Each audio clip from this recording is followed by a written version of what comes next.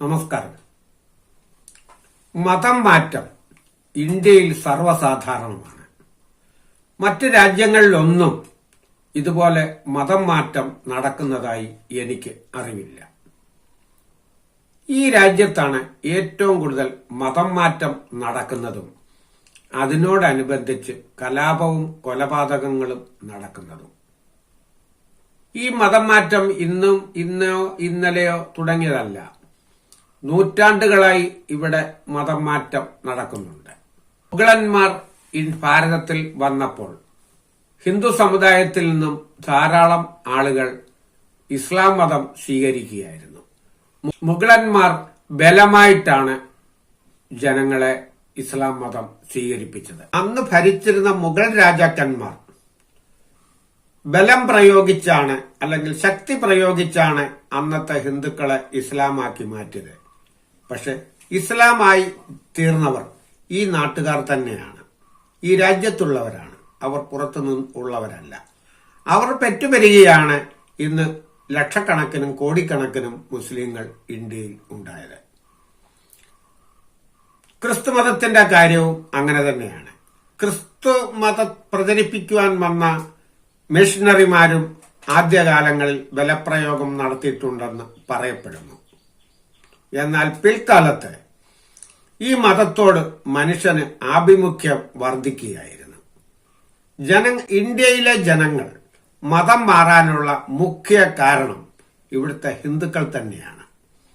ഇവിടുത്തെ ഹിന്ദുക്കളാണ് ഇവിടുത്തെ ഈ രാജ്യത്തെ ജനങ്ങളെ മതം മാറ്റാൻ പ്രേരിപ്പിക്കുന്നത്.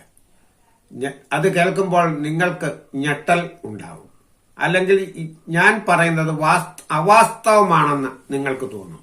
എന്നാൽ ഞാൻ അല്പം കൂടി വിശദീകരിച്ച് പറയാം. ഈ ഹിന്ദുമതത്തിലുള്ള ചാതുർവർണ്ണ്യമാണ് ഇവിടെ ജനങ്ങളെ മതം മാറാൻ പ്രേരിപ്പിക്കുന്നത്. ബ്രാഹ്മണനും ക്ഷത്രിയനും വൈശ്യനും ശൂദ്രനും ഒഴികെയുള്ളവർ ആരും മനുഷ്യരെ അല്ല എന്നുള്ള സിദ്ധാന്തമാണ് താഴെയുള്ള മതങ്ങളെ മതം മാറാൻ പ്രേരിപ്പിക്കുന്നത്.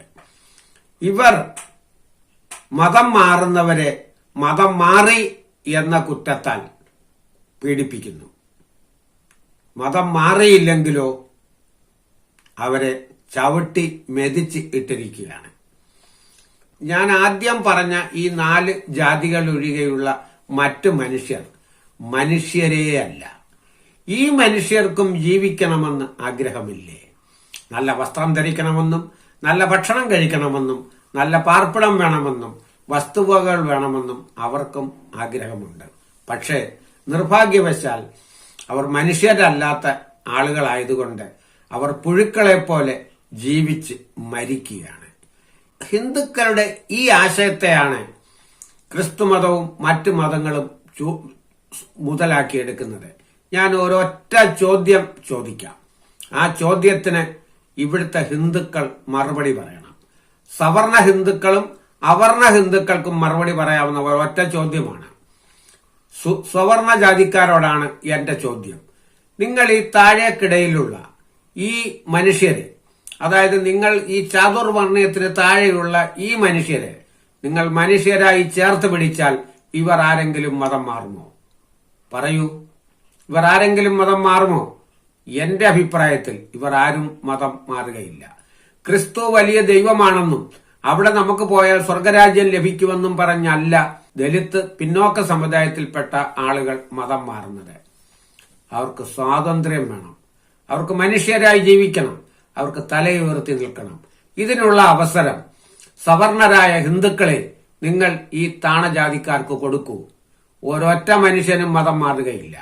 മതം മാറാതെ നിൽക്കുന്ന ഈ ഹിന്ദുക്കളല്ലാത്ത ഹിന്ദുക്കളെ നിങ്ങൾ ചവിട്ടി മെതിക്കുകയാണ്.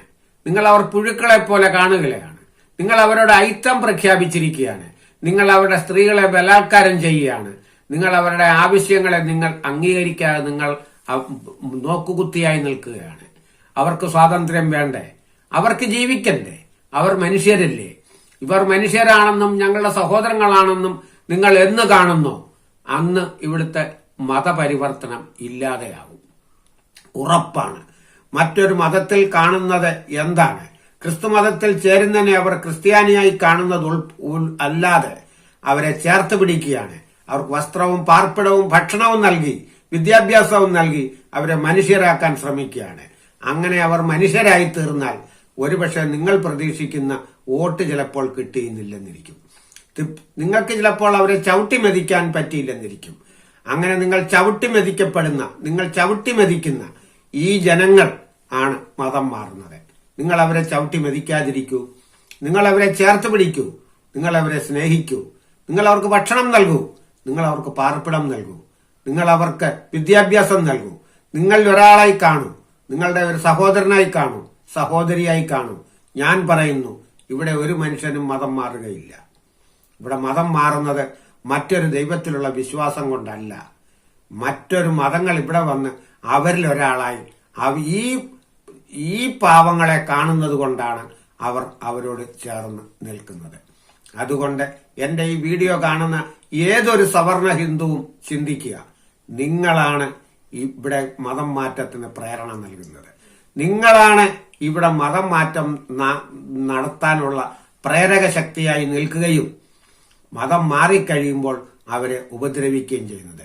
നിങ്ങളുടെ തത്വശാസ്ത്രങ്ങളും പഴഞ്ചൻ ജാതി സമ്പ്രദായങ്ങളും ലോകത്താരും മാനിക്കാത്ത ഇത്തരം പ്രവൃത്തികളും കളഞ്ഞിട്ട് നിങ്ങൾ മനുഷ്യരാകൂ. നിങ്ങൾ മനുഷ്യരാകുമ്പോൾ ഭാരതം ഒന്നാകും, ഇന്ത്യ ഒന്നാകും. ഭാരതത്തിലെ പുഴുക്കുത്തുകളാണ് ഇവിടുത്തെ ജാതി വ്യവസ്ഥ. ഈ ജാതി വ്യവസ്ഥ എന്ന് ഇല്ലാതാകുമോ അന്ന് ഈ രാജ്യം സമ്പൂർണ്ണ സന്തുഷ്ട ഐശ്വര്യപൂർണമായ രാജ്യമാകുമെന്ന് എനിക്ക് തോന്നുന്നു. എന്റെ അഭിപ്രായത്തോട് നിങ്ങൾ യോജിക്കുന്നെങ്കിലും ഇല്ലെങ്കിലും കമന്റ് ചെയ്യുക, ലൈക്ക് ചെയ്യുക. മറ്റൊരു വീഡിയോയുമായി വീണ്ടും വരുന്നത് വരെ നമസ്കാരം.